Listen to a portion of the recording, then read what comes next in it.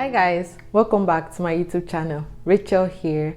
If you're a new subscriber, welcome. If you're an OG here, thank you guys for coming back to watch my videos.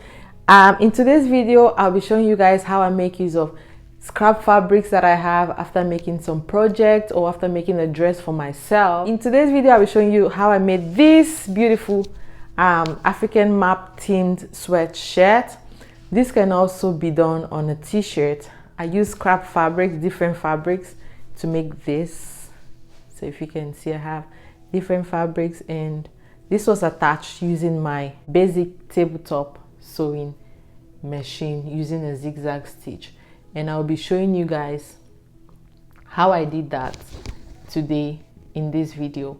So if you want to learn how to make this for yourself, for your friends, for your family members, or even for a business, please keep watching. Remember to like, comment, share, subscribe to my channel. If you're not subscribed to me, please remember to subscribe to this channel. Subscription button is down below. Remember to also hit the bell so that you get notifications whenever I post new videos, so you don't miss out on anything. Also, I made this headband here in this video. If you can see. So guys, let me know if you want a tutorial on how I made this headband. You can make for yourself, for your friends, for business, for your kids, or even as Christmas gift, because the season is upon us already. So let me know and I'll be happy to share how I made this. This headband can take your look from a 50 to 100. Come, let me show you how I made this map shirt, this map sweatshirt. So the first thing that I did when I decided that I wanted to make this shirt was I went on Google and I printed African map, and after printing it, I went ahead to cut it out like this using my Cricut machine. But if you don't have a Cricut machine, you can always cut it by hand, like with a scissors, tracing out the lines. And then once you get it, you can make it as big as you want or as small as you want.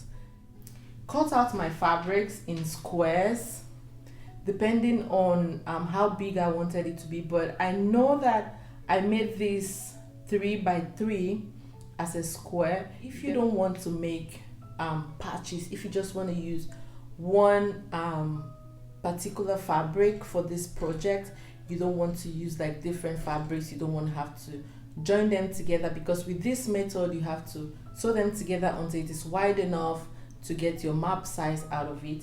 But if you want to use just a single paper, once you get your map printed out and cut out to the size that you want, you can go ahead and place it on the fabric that you want to use to make this project.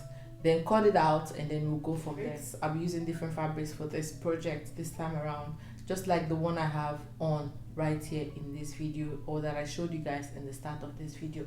So the first thing that I would do is I'll get different fabrics and cut it in a square of 3 by 3 and then join them together, sewing them right side to right side. So I'll sew as much as I can until I get a wide fabric with different pieces, and then we will get to that point. So I think I skipped a step. After joining all my fabrics together, I skipped a step to show you guys what it looks like as a whole big fabric. But I went ahead and I cut out the fabric here, and I decided to use my serger, because I have one, to serge the fabrics together just to give them all a neat finish. Serger, but if you don't have a serger, you can use your regular sewing machine to sew this all around. Then I went ahead and I placed this map, remember this map that we cut out, on the fabric, on the large fabric that I joined together, and I cut it out, and voila, this is my fabric and this is the map. So I have this ready to go.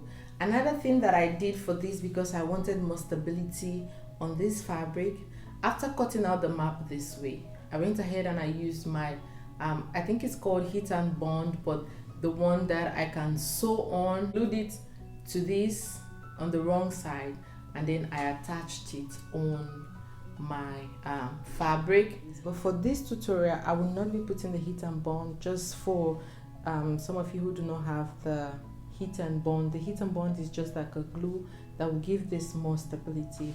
I went ahead with the sweatshirt that I was going to attach my scrap fabric map onto, looked at it, and I think I went down from the neckline to this part about 3.5 to 4 inches just to get it centralized. And then I put it, if you put a heat and bond on this, then you need to press it with an iron so it glues on it.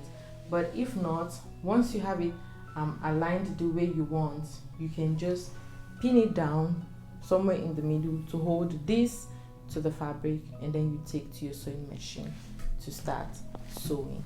So this is what it will look like if you put heat and bond. You just press it with your iron on the shirt or the sweatshirt that you want to attach it to. But over here I decided to just pin it down, since I was not using heat and bond for this tutorial. I just pinned it down, and then I will take it to my sewing machine to sew around. So I would advise that you pin it in so many places, unlike what I just did. If you're a beginner, pin it at the top, at the bottom, like a lot of pins to just hold everything in place for you. And then I will be using the zigzag stitch on my machine, which is the C, and I'll leave my stitch at 2.5, but you can make yours 2. I'll leave my stitch length at 2.5 for the zigzag stitch that I will be using. So this is taking it to my sewing machine. Remember to fold it up. We are not sewing both the back and the front. We are just sewing only the front. So we push it through the sewing machine and then place the map. Like, try to arrange it as smooth as you would like. That's why I like to use heat and bond, because it just keeps it in place while I sew. I don't have to keep moving it to make sure that it is centered. But if you pin it very well also, it should stay properly. So this is me arranging it and making sure that the zigzag stitch, the way I pull my needle, it will go across from the map to the fabric, from the map to the fabric, back and forth, back and forth. I will do that all the way around from the top to the end. And remember to back stitch when you start and back stitch when you end. So that's what I was doing here, showing you guys how I was going to sew, and sew all the way around till everything is all done. So guys, while you're sewing, try as much as you can not to sew the back part of the fabric. Remember to spread it out to make it even, to be sure that you're sewing just the map onto the front part of the shirt or the sweatshirt you are sewing on.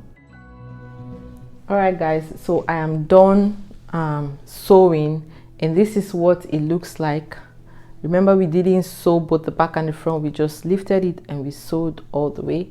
So let me show you what the inside looks like.